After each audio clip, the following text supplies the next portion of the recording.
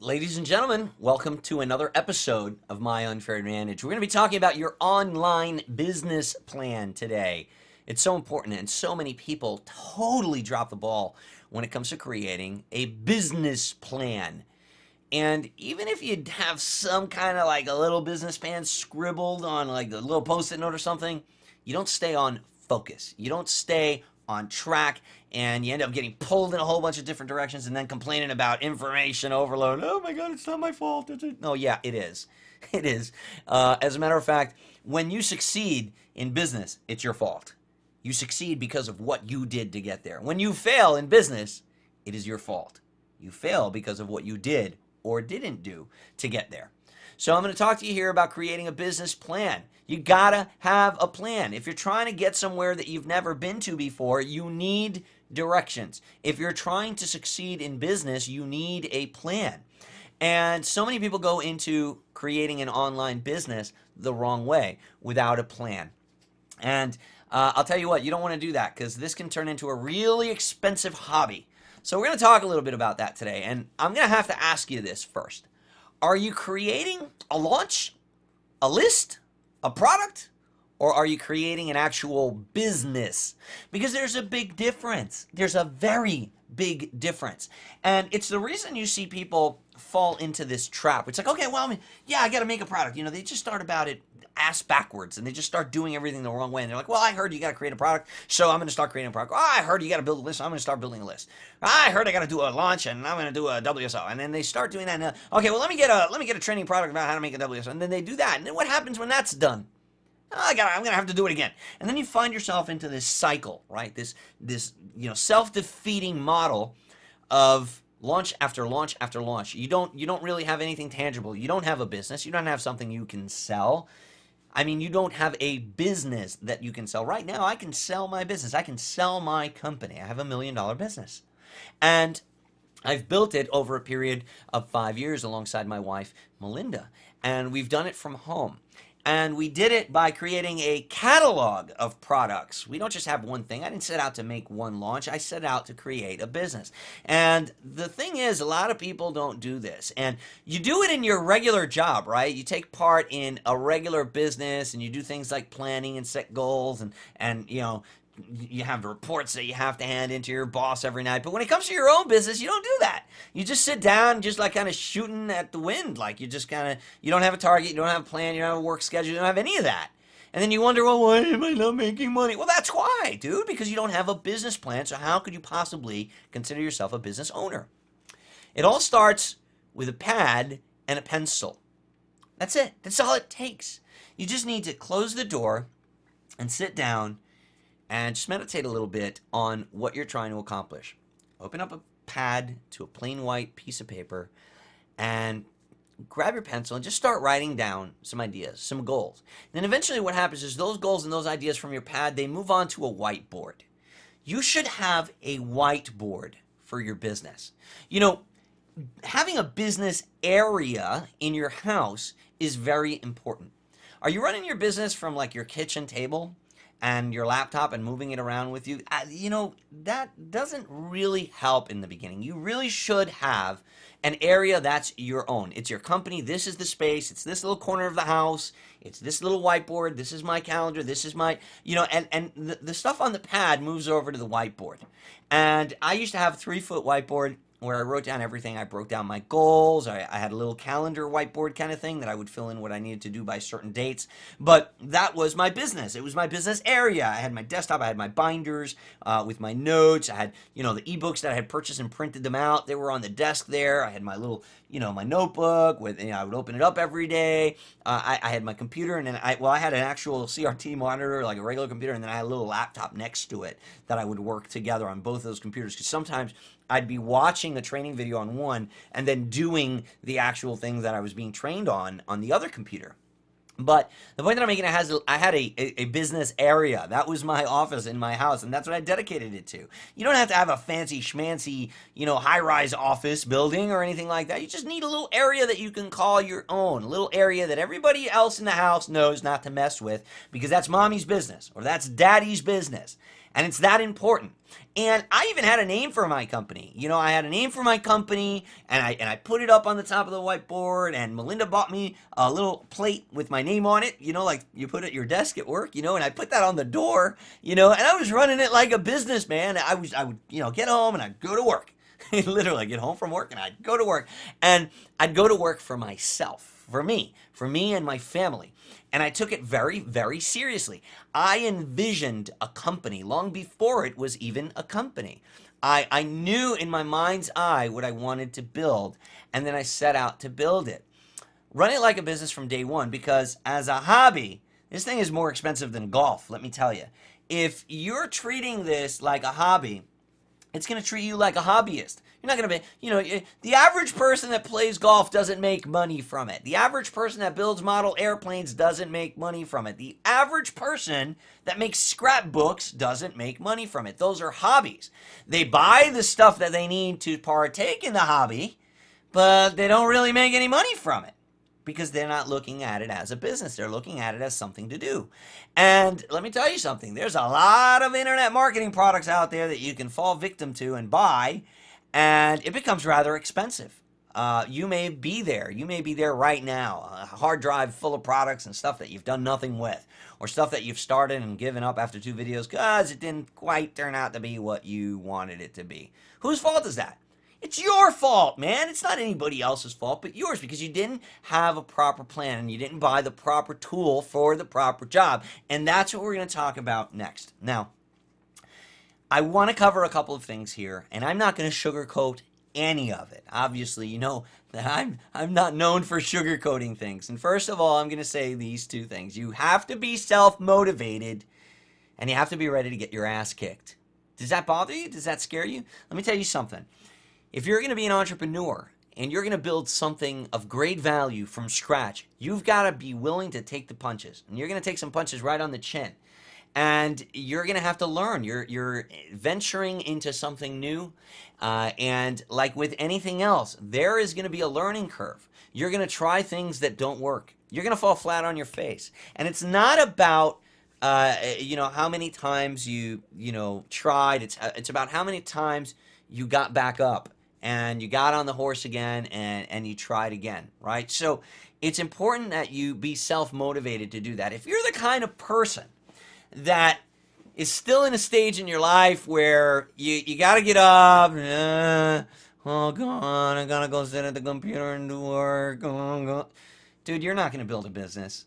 I'm sorry. If you're the kind of person that needs others to motivate you, that you can't get started, you can't get rocking and rolling, you can't sit down and work hard for hours at a time without somebody on your back, without listening to 2 hours of Tony Robbins to get you all amped up, without drinking 10 cans of Red Bull, if you're that person, chances are you're going to get your ass kicked, because building a business takes a lot of work. It takes hard work and dedication. And you're going to try things and you're going to invest your time and your energy, and then it's not going to work, and you're going to look, you know, you're going to shed tears, and you're going to sweat, and you're going to realize that being successful is tough. It's hard.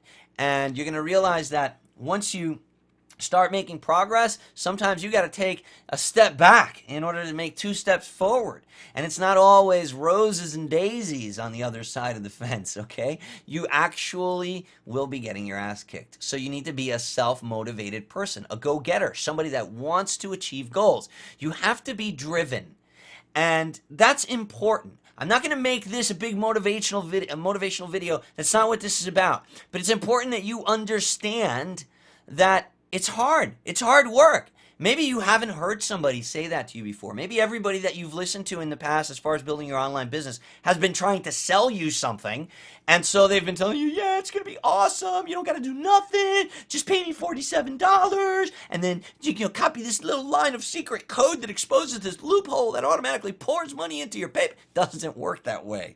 Okay, building a business takes hard work. Ask any entrepreneur. Walk into any pizzeria and talk to the guy that built it. Talk to the guy that screwed every light bulb in there. The guy that actually sweated it out while he was having 2 customers a day buying pizzas. The guy that actually had to go out and buy the oven. The guy that had to set the tables. The guy that did all the work, or the lady that did all the work. Go to any business owner and ask them what it took to get there, and they're going to say hard work, None of them is gonna. None of them are gonna say, "Oh man, this is awesome." Yeah, no, I didn't have to do anything from the day I started. Yeah, no, this is awesome. Unless they had a bunch of money and they already bought a business that was rolling. Right? Does that make sense? Of course, that makes sense because that's reality. And for some reason, people fall victim to this whole vision of like, "Oh, I don't got to do nothing if it's an online business. If it's an online business, yeah, that's easy. Yeah, what? What planet are you on? It's not easy. It's hard work. Any type of venture where you're going to be your own boss requires you to be self-motivated. Now, these are the things that typically motivate people. They're the four F's. Now, you can probably argue with me, no, Omar, no, there's more. There's other things. Okay, fine. I'm not Maslow. We're not going to talk about the hierarchy of needs or anything like that here. We're going to cover the four basic principles that motivate people to take action and build a business: fame, family, freedom, and fortune. Now, some people like to do things and because they like to see their name up in lights. They love the paparazzi. They love having a circle around them at an event. They love the fame of it. They love being the center of attention, and they work their ass off to be the center of attention. So are you that person? Because that's not a bad thing at all. I know a lot of people that are actually, they just love having their name up in lights. They love being the speaker on stage, and they work their ass off to deserve that position and that fame. And that's perfectly fine. Another big motivator is family. Sometimes you just want to do good for your family. You want to put your kids through college. You want someone in your family to have a better life than you did. So you don't care about the fame. You don't care about the freedom of the fortune. You don't care. You just want to do whatever it takes so that your family can have a better life than you did. Some people are motivated by freedom, and that was me. For me, yeah, fortune is great. Making money is great. But for me, it was freedom. I hated that people had control of my life. My boss determined, what type of money I was making. It was terrible. Like, I just hated having to, wake up to an alarm clock. And I wanted, I wanted freedom. I wanted to be able to go to a restaurant and read the menu from left to right. And unfortunately, because of the money that I was making, I actually had to go in there and read it from right to left. Like, I'd go down the menu and be like, okay, let's see, $3.99, let's see, $13.99, $2.99, oh, wait, $1.99, go to the left, French fries. That's what I'm having. I'm having French fries. Yeah, I hated that. I want to go into a restaurant, just order what I want to eat, and I hated that I didn't have that control over my own life. So for me, it was freedom that motivated me. For some people, it's fortune. They just want to acquire great wealth. And there's nothing wrong with that. There's nothing wrong with abundance. There's nothing wrong with having everything that you didn't have when you were a kid. There's nothing wrong with acquiring the wealth to support the charities that you believe in. There is absolutely nothing wrong with that. And these are the four main motivators. Which one are you? You might be a little bit of both. But it's good to find those things about yourself. Find out those things about yourself and use them as triggers to get you to do what it's going to take the blows and to keep moving forward. It's important that you're willing to do what others won't in order to have what others don't. I'm going to say that again. You must be willing to do what others won't in order to have what others don't. My friends, and even family members would laugh at me. They'd say, you're freaking crazy, Omar. You work, 10, 12 hours a day at your regular job. Then you come home and put in another 6 or 7 hours in front of your computer? Are you kidding me? The game's on tonight. We're going fishing this weekend. It's a weekend, man. And I'm like, no, I got a business to build, man. I got a business to build. But you know what? Those people are still working today. I can go fishing now whenever the hell I want, wherever I want. If I want to get onto a plane right now and go with my wife to wherever to go fishing, I can. And those people can't do that. And I was willing to do what they were not willing to do in order to have today what they don't have. And that is the kind of thinking that motivated me. That is the kind of thinking that repaid me. And that is what got me going and kept me going and brought us to where we are. I was fortunate to have a very supportive spouse. Not others. A lot of people don't have supportive spouse. So let me tell you something. If you don't have a supportive spouse, there's other problems going on.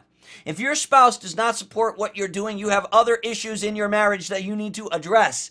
If your spouse does not believe in what you're doing, then you should address some underlying problems there. I involved Melinda. I involved my spouse. I let her know what I was doing. I understood from the beginning that I was going to be locked away in this room for hours at a time and working on my computer. And I knew that if I didn't involve her, if I didn't tell her what I was doing and let her know what my goals were and showed her my progress, I know she was going to be sitting in the other room wondering what the hell I'm doing by myself in that room locked up in front of a computer, right? That's number one. Number two, I knew that she was going to become lonely. And you know what? She was lonely. And she went to bed by herself many times. That doesn't happen anymore. You know, I now have the freedom to be able to take a nap in the middle of the day with my wife on a Tuesday whenever I want. As a matter of fact, today she came in and said, "Hey, you want to take a nap?" And I said, "Yeah, let's go." So again.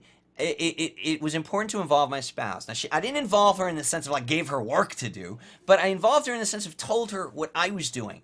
I let her know, hey, honey, look, I want to show you. This is what I'm doing. I'm doing this because if I build this website and I'm following this training, and if I do this by this date, I might be able to make a little bit of money for us and this and that. And then she was like, oh, okay, show me. And then every couple days I would give her an update and let her know what we're doing. And I would even involve her in the sense where like, look, I'm going to set a goal for myself, and I want to go out to the movies and we're going to see this and then go have a date night if I can hit this goal on this date.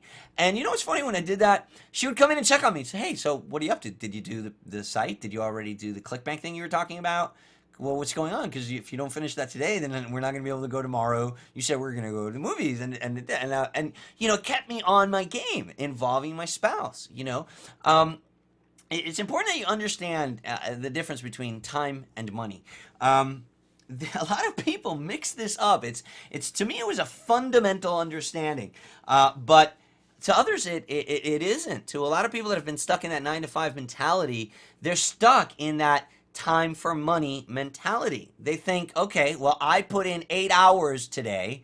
That means I should get $80 because 8 hours at $10 an hour equals $80. That's the case when you're working for somebody else. That isn't the case when you're working for yourself, and it definitely isn't the case when you're building your business in the beginning. And sometimes it's tough for your spouse to understand that. And if your spouse is giving you a hard time about it, it's usually because you're having money problems. And if you're having money problems, this might not be the best time to invest in a business, because a business takes a significant investment of time and money. You ask any business owner, I challenge you to walk into any business and talk to the owner and say, hey, did you build this business without investing any time or any money? I challenge you to find somebody that tells me that tells you that they did. All right? And you might be lucky enough to say, yeah, I inherited it from my dad. You might find somebody like that. But chances are you didn't. However, you feel that you can go and do that for yourself. You feel that you're losing your house and you're in foreclosure and now's the time to start a business. That isn't the case. And this perhaps is the underlying problem and the underlying thinking that's causing you to have the problems with your spouse, because your spouse is expecting you to provide money for the mortgage this week. And you decided that you're going to do that by, starting an online business. It makes no sense. That's like, I got to get to California by tomorrow. And instead of looking for the best airfare online, you start looking for instructions to build a plane. It makes no sense. But in your insanity, you're thinking that you're going to be able to do that. And Omar Martin here is shooting that down and telling you you can build a business, but you're not going to build it like that. And you need to involve your spouse, and you need to get to the root of those issues with your spouse in order to be able to move forward. Let me tell you something. Having your spouse on your side or your partner in business is huge. It's helped me quite a bit, especially when I was able to retire my wife. For about a year, we were able to support both of us with the online income, but she wouldn't quit her job. She wanted, she was like, no, I want to be, I want to be secure. I want to be, she tells the story a lot better than I do. But my point is that once that she did get involved, I mean, my productivity just like, it was 10 times more than what it was. You expect it to double. It didn't double. It like quadrupled or more, because now two people together, working on each other's, her strengths and my strengths. It just was a great partnership, and the other thing it's important for you to understand when we're talking about, being self-motivated and taking action on your business, you got to understand when action actually takes place. Sometimes you're ready for a business, but the opportunity isn't there. Sometimes the opportunity is there, but you're not ready. Action takes place at the cross of an X. Action takes place when opportunity meets readiness. Okay? So here's what I mean by that. Sometimes the opportunity is there and you find something online and you're like, oh my God, look at this perfect opportunity. This is great. But you're just not ready, man. You're just not ready. You can't afford groceries this week. You can't afford to pay your bills right now. What you need is a second job. The opportunity might be there, but the readiness isn't. Sometimes you're ready. Man, I am ready, but the opportunity just isn't there. You don't have the finances, the budget, the capital to get started. So it's when the two things meet. It's when opportunity meets readiness that action takes place. And if you take action with one of those missing, you're going to fall flat on your face. You're one of those people that gets their asses kicked and, oh man, it doesn't work. It's a tough racket. Yeah, I tried that. Don't be that guy.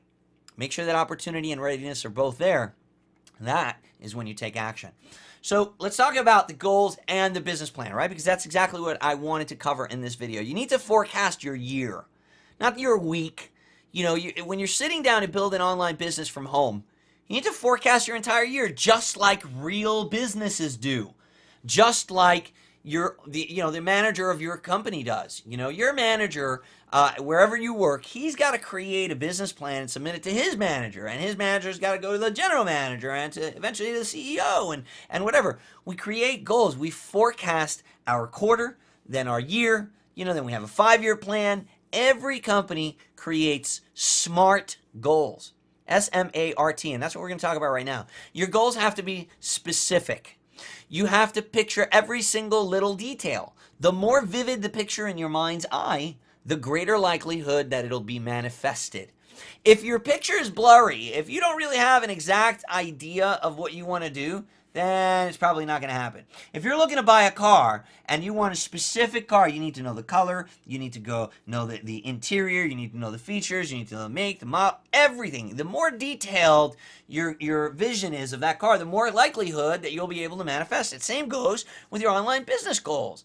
The better and the more specific that vision is, and that attention to detail, the more likely you will be to manifest it. Measurable. Your goals have to be measurable. You need to create specific benchmarks. People sometimes say, yeah, I have a goal. My goal is to be rich in 2013. Well, you're going to fail, dude, because your goal is not specific enough. It has to be specific, attainable, realistic, very important that it's measurable. So you need to be able to break a big goal down into a series of small, attainable goals. So instead of saying, okay, well, I'm going to be rich, you need to say, okay, well, how specific is that? How rich do you want to be? I want to make $100,000 in the year, 2013. I want to put $100,000 in the bank, liquid. I want to see that in my savings account. Now, that's attainable, and you have to make it measurable. Well, how are you going to put that $100,000 in there? There's a whole lot of different ways to do it, because you could either put $8,000 a month into a bank account, right? Or you could put, 10 months into a project and then launch that project and make that $100,000 in the last month of the year, right? There's a lot of different ways to do it. You could do 2 launches, 2 products, create 2 products, one in the first 6 months, one in the second 6 months. You could, put $50,000 in the bank with the first one, $50,000 in the bank with the second one, right? So what I'm saying is there's multiple ways that you can generate that wealth, and you need to create measurable goals, right? And the way to do it is really to create a timeline and then actually set little benchmarks for yourself. Okay, so this month I want to have generated $2,000. And the way that I'm going to do that is in the first week, I'm going to create this website. In the second week, I'm going to do this. In the third week, I'm going to do that. And by the fourth week, I will have already made, the third week I made 250. By the fourth week, I'll make 350. And I'll be at you see what I'm saying? You're creating little benchmarks on a timeline that you can then see if you're hitting those goals. So week number 2 comes along, and in your morning meeting that you have with yourself every week, right? You look at your goals. You look at your whiteboard. You turn around and you say, okay, well, let's see. Today is the 14th of the month. I was already supposed to have the website up, and I was already supposed to have this if I was going to make my $1,000 this month, which is on track for me hitting my $100,000 at the end of the year. But it's already day 14, and I haven't even done that.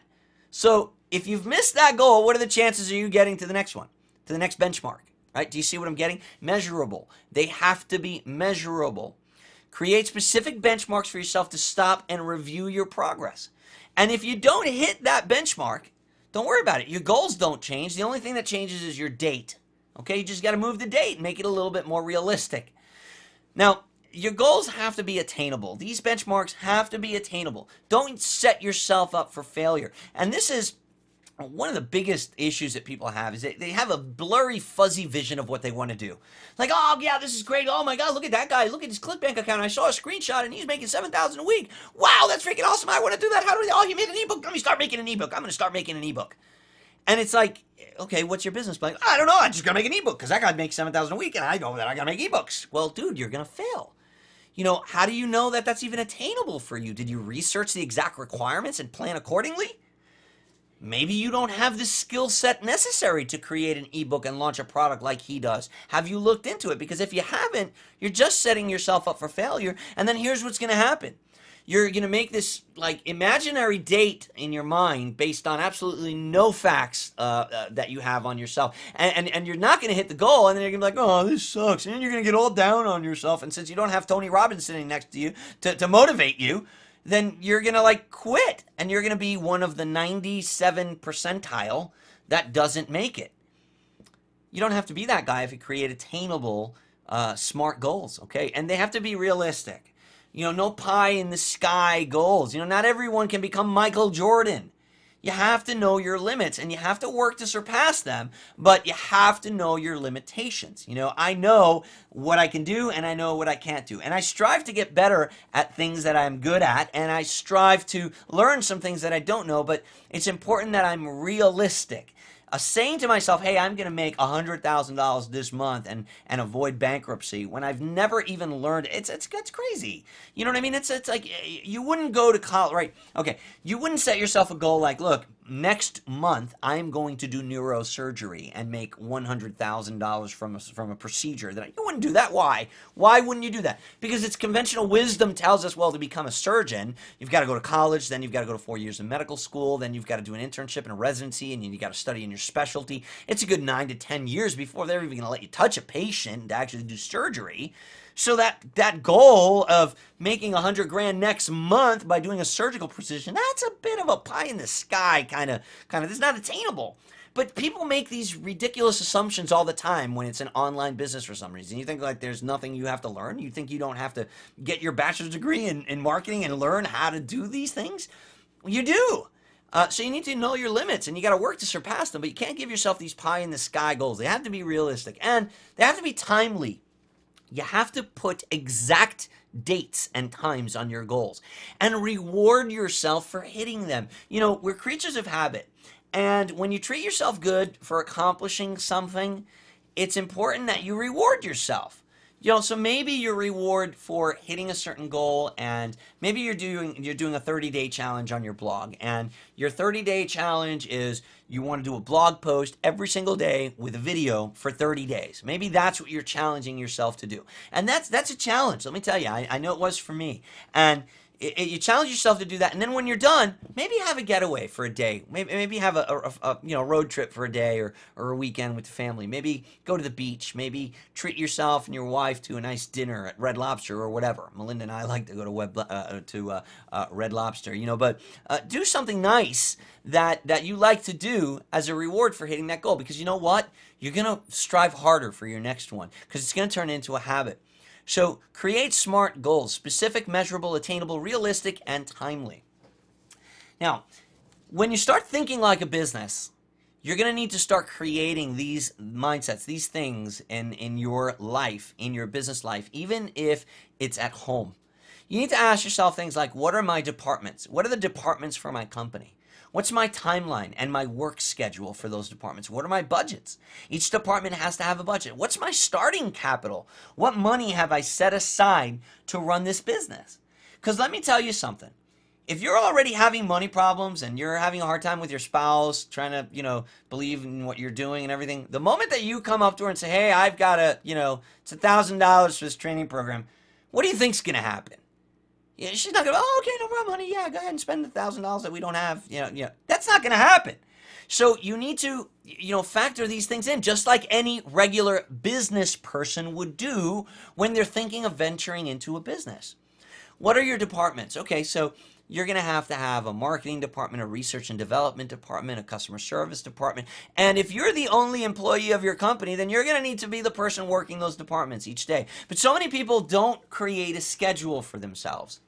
When I first started, and I knew I was working 6 hours a day on my business, because I would go to sleep about 3 o'clock in the morning.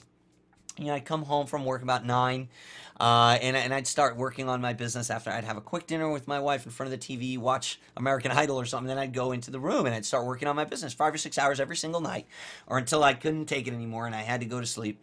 And I would break down a schedule for myself. So, okay, for the first hour, I'm going to be doing research. So I'm going to be in the forums. I'm going to be doing market research. I'm going to be doing stuff to teach myself about my market, and I'm going to be doing social branding or whatever it is. Then for another hour per day, I'm going to be in development. I'm going to work in my development department. So I'm going to be working on my website building. I'm going to be working on my product creation. Then I'm going to be working on customer service. Now, I can adjust customer service because until I've launched my product, I don't really have any customer service. So maybe I'll dedicate 30 minutes a day to start building my support desk or creating a support email or support response templates or whatever, but again, every single day I'm working a schedule, just like you do at your job for your boss. You see, one of the biggest issues that people have is they'll go and they'll work a schedule for someone else, but then when it comes to working for yourself, for your own business, for where it really matters, you don't care. Today I'm too tired, I'm not going to work today. You know what? This is a pain in the ass. I'm not going to do article writing today in traffic because that's like, I hate doing that. What are your budgets? Do you have a budget for every department? I'll tell you, in a regular company, the sales manager has a budget for his sales reps. The customer service department has a budget for the customer service people. Every department has a budget. The marketing department has to have a budget. How are you going to buy marketing material, business cards for your people? You need to have a budget. But you can't create budgets and determine what your investment capital, what your startup capital is going to be if you don't even know what your departments are going to be and you haven't created a timeline and a schedule. You see how these things are all interconnected? It all starts in that notepad and that piece of paper where you start writing down your vision. When you start actually writing down on that whiteboard and literally creating a vision and a map for your company. These are the kind of things that you should be contemplating in the beginning of creating your business. If you're thinking about, I got to build an ebook. I got to make an ebook because I learned from Omar that I got to make an ebook. And he does 7,000 a week on ebooks. Dude, no, I don't. I do 7,000 a week just with my affiliate marketing. That's just that's just our list that we built of customers in our business. There's a big difference. These are the departments that I created in my company when it was just me in that room. Research. I needed to research every single day. What do I have to learn to make all this happen? Especially in the beginning. Research in the beginning for me was about teaching myself what I needed to make it happen. Development. What skills and tools am I going to need to acquire? Because I understood, like, oh my God, this internet marketing thing, I don't know anything about it. Building a website? What the hell? Back then it was a little different. We didn't have WordPress. It wasn't as prevalent as it is now anyway. I didn't need to know HTML and front page, and I had to build my sites, and man, that was a mission, learning the HTML code, and I sucked at graphics, but I had to teach it to myself. So before I could even contemplate putting up a website, I needed to research and learn what I was going to make that website about, what product I should be getting involved in. Then I need to learn how I'm going to develop it because I don't have the money to actually put up I didn't have the capital to actually hire someone to do it for me. Then I had to put in time into marketing. Okay, well, how am I going to spread the word about it? I had to create profiles for myself at Twitter, Facebook. I had to make sure that people in my niche that I had researched were already learning about me and who I am and that I'm a person of value that they should listen to. Then fulfillment, that's another big one. Like, how am I going to sell and deliver my product? Every company, business is the exchange of goods and services for money. Okay, that's called business. It's commerce. So what platform? How are you going to do that? Are you going to do that over a counter in a brick and mortar business where you're literally handing a product, a physical item to someone and collecting money and putting it in a cash register? Because if you are, you need that product, you need that counter, and you need that cash register. And those things, those items, those tools cost money to run your business. It's called fulfillment. Are you in the shipping business? Do you need to hire a fulfillment company that's going to actually ship a physical item to people? Or are you delivering that item digitally? If so, you need hosting, you need a payment processor like PayPal or a merchant account. You need a fulfillment side to your business. So that's a department itself. And customer service, how are you going to track all of these customers? Do you have a way to email them and keep in touch with them and deliver your goods? That's important. So these are the departments in the beginning that I focused on: research, development, marketing, fulfillment, and customer service. You might have more departments depending on what it is that you're doing. Let's talk about research. Every single business starts with an idea or a vision. You don't start building a house without a blueprint and a whole lot of vision, because if you do, you're probably not going to end up with a house that's very sturdy. You got to accept the fact that you're not going to be jumping on the scene here and changing the internet marketing landscape with what you know from your prior business. You're still going to need to learn this field. You may be an awesome underwater basket weaver, but just because you are does not mean that you're going to jump on the scene and sell a gazillion dollars of underwater basket weaving ebooks in week one. You've got to learn the field. And this reality is one that really smacked me in the face, okay? Because I thought that I was an awesome salesman, and I was. Door-to-door sales and telephone sales. Online selling is different, and it requires a unique set of skills. I needed to learn this field. You got to do your homework, and you got to create a map for what you want to build. Learn about the marketplace that you're going to be selling in, and find, for God's sake, find the buyers first. Have you ever heard someone, or maybe it's been you, saying, how do I get traffic to my website? You know why you're asking yourself that? Because you didn't find the buyers first. If you find the buyers, if you find people in need, and then you create a product that solves their need, you will never have a traffic problem. Why? Because you created a product for the buyers you already found. Do your research. Don't create traffic for a website. Create a website for the traffic. Totally different mentality than brick and mortar, okay? Development. That's the other department. Most people jump right into this phase and they never get out of it. Don't do that. Don't be that guy. Most people, they're like, oh my God, look at this page. Hey, look, Ethel, I can make all this money if I buy this ebook and it's not. And they jump and they buy this ebook that teaches them how to make ebooks. And they're in development. They're right away, they're into the development department. That's all they do. And then when they're done, it's like, okay, well, now I have this ebook. What the hell do I do with it? Well, I don't know. There's a difference between a general contractor, a developer, and a carpenter. You got to know your role, as they say in the hood. Know what you're doing and know which hat you're wearing. You should be working on your business and not particularly in your business. In the beginning, depending on how much capital you have to start off with, you might find yourself in the business, rolling up the sleeves, doing a lot more of the work than you would hope to be. But that's what I talked about in the beginning. You're going to get your ass kicked and you're going to have to put in the hard work in the beginning, because no matter how you look at it, you're going to pay for the things you need in your business, period. Don't fall victim to the mentality that you don't have to pay for things and that everything is free. No, you're going to pay. You're either going to pay with money or you're going to pay with time. So either you have the money to buy those graphics you need, or you're going to need to invest the time into learning how to make them yourself. Period. Factor both of those things into the development equation for your business: time and money. Create a plan and use a project management system or some sort of an accountability partner. That's important. And some sort of a project management system doesn't have to be some fancy thing like Basecamp or ActiveCollab. It could just be your whiteboard, man. It could be a little calendar book that you keep on your desk. It could be a system where you check off before you start working every day, you check off the things you want to do and then the things that you didn't finish yesterday and you move them over to today. Just create some sort of a system for yourself. Manage your time wisely. Your boss expects you to manage your time wisely when you're working for him. Well, why the hell wouldn't you manage your time wisely when you're working for you? And if you're having a hard time with this and you're spending too much time on Facebook, why don't you find yourself an accountability partner? Sometimes a business partner is somebody that you're working with, that you're checking their stuff and they're checking your stuff on check-in day. Sometimes this really, really helps to keep you on pace. If it's somebody that you trust and respect and you don't want to let down, this really, really helps. So maybe create a plan for yourself and implement and share it with somebody. Share it with an accountability partner. Your marketing department. This is a tough one. Raising brand awareness takes time.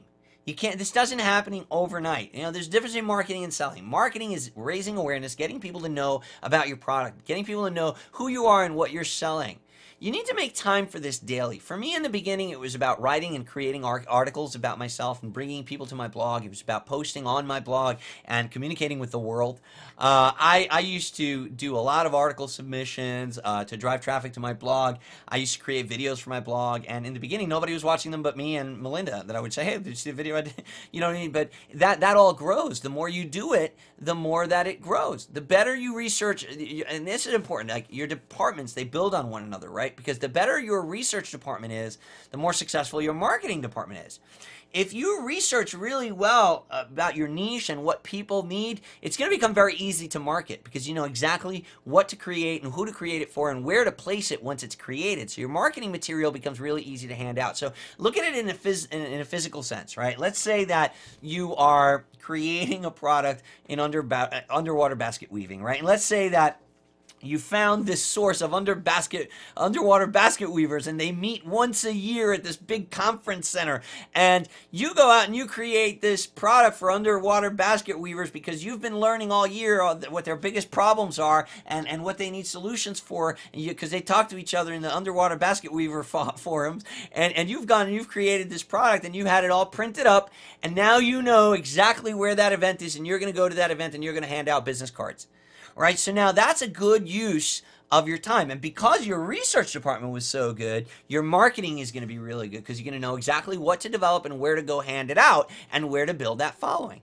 Now, this is a multifaceted department that can become a time hog, right? Because you might say to yourself, well, I've got to raise brand awareness inside of Facebook, inside of Twitter, inside of YouTube. I got to do blogging. I got to do article creation. Yeah, it is a time hog, especially in the beginning. And you're going to have to learn to outsource here. So this is probably going to require you spending some time in each one of those things and limiting yourself and saying, I've recently started setting a timer on my desktop. I have my iPad and I have this big countdown timer that's just rolling on the screen there so that I know I limit myself to a certain time on certain sites. You know, so I only do a certain amount on Twitter, a certain amount on Facebook, a certain amount on YouTube. And you got to be creating content and putting things out there that are going to raise your brand awareness and let people know about your product and your brand. And then if there's parts of these that you don't enjoy doing, outsource those. Okay, so this is where you're going to want to have a budget for yourself, right? So if I don't like writing articles, then I may want to outsource that part of my business. If I want 2-3 new articles a week,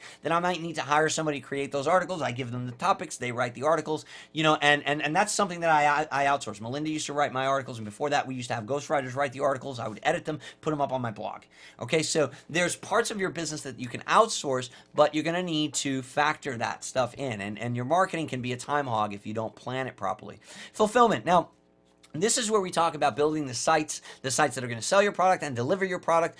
You're going to need to have a system in place for collecting money, for delivering the product or the service, and this can be 99% automated using services like ClickBank, Pay.com, JVZoo. The whole payment processor thing can be automated, but again, you're going to need to learn about that stuff. So you're going to need to dedicate time to fulfillment, to educating yourself on how am I going to fulfill my customers' needs. And once they purchase my product, first of all, how am I going to sell it? So are you the guy that has to buy the cash register and the counter, the display case, because you have a brick and mortar business? You know, what's your display case and your sales counter online? What's your website, right? So you're going to need to learn that whole website creation process, and how am I going to create that sales page, and what am I going to need? What tools am I going to need? And how am I going to learn how to set this up so that it runs on autopilot, so that I don't have to be here every single day? And remember, you can also automate physical fulfillment services. There are companies out there that will fulfill your physical product. So if you're creating CDs, DVDs, or if you're literally selling baskets for people that you've woven underwater, you can actually hire companies that will ship those out for you. There's fulfillment companies out there like Kayako, Dis.com. There's a whole bunch of them that will fulfill your products and services for you. And speaking of service, customer service. You're going to need to expand this as your business grows. And this becomes more and more complicated as your business gets bigger. Initially, you can handle this yourself via email. But if you're doing things right in all the other departments, you're going to need a dedicated help desk pretty quickly, because you're going to start acquiring new leads, new clients, new customers. And you're going to want to have a more reliable way to communicate with your customers than email. Email is not reliable for strangers or people you've just met, because since there hasn't been a lot of correspondence back and forth, your email client or the service you're using, whether it's email, AOL mail or Hotmail or Gmail or whatever, it's going to end up throwing those customer emails, those emails from your customers into the spam box, and they can go unnoticed. Or even worse, your reply to them could go into the spam box and they don't even know you're answering their question. That is terrible for business. Now, in the beginning, there are ways around this. There are little WordPress plugins and things that you can use. But at the end of the day, if you're doing everything right in your other departments, your customer service requirements are going to grow, and they're going to grow fast. It's important that you treat your customers like gold. Things go viral very quickly nowadays. And just as quickly as people's positive testimonials about you can spread on the internet, so can their negative reviews. We are in a review society. People want to read about you and know about you before they do business with you. You need to delight your customer. You need to make sure that every single person that you sell to becomes a customer for life. And some people are saying to myself, well, some people think that what they want to generate is a satisfied customer. I just want to make them happy, and then that's it, so he goes away. No, you don't want a satisfied customer. You want a loyal customer. Okay, you want to generate loyal customers, not satisfied customers. And ask yourself this: would you prefer that your spouse be loyal or satisfied? Right? You want a loyal customer, not a satisfied customer. There's a big difference. Accounting. This is a department that I wish I had paid much more attention to in the beginning. Don't underestimate the importance of proper bookkeeping. Before you know it, you'll blink and it's tax time. And that sucks. If you haven't been keeping your receipts, if you haven't been carefully, keeping track of all your payments, your income, your expenses, it adds up. Every little expense adds up. Set up a corporation or an LLC. This is affordable to do. You can do this at LegalZoom.com, and you'll be doing things official. You need to collect W-9s from affiliates. Like if you're actually doing business with affiliates and people are doing work for you, you need to save all of your receipts for anything that you buy. These things are important. You need to keep accurate spreadsheets from day one. Keep some accurate records of what you're doing so that when time comes to consult a accountant or you're doing your taxes at the end of the year, you're gonna want to have some documentation. You can't just show up with a shoebox full of receipts, In the beginning, you want to dedicate a little time to this weekly. Keep a little spreadsheet for yourself. Okay, this is how much money I've spent. These are products that I bought. This is how much I brought in. And this grows. It becomes a daily task eventually. And this eventually is something that you outsource. Melinda does our bookkeeping right now. And we actually have, she does low-level bookkeeping here in the house, and then she collects everything, puts it into spreadsheets, gives it to our bookkeeper and our accountant that then put together all of our tax documents. So again, this is something that will grow over time. It's important that you start treating your business like a business from day one, and the accounting department is important. Plan your work. I think if there's one thing that I'm trying to get across here is your need for a business plan. You need to have a plan, and then you need to work that plan. Treat it like a business from day one if you expect it to treat you like a business owner. Start today. Grab that notepad, turn it to a blank page, start writing down your vision, start writing down the department, start doing your research, start creating a plan, and start working that plan. Because that's the way that you're going to build an online business that you'll be able to pick fruits from for life, something that you'll be able to will to your children, something that'll really bring you to the income and the abundance that you need and that you deserve. Plan your work, work your plan. Thanks for watching this video, and I look forward to seeing you in the next episode. Take care.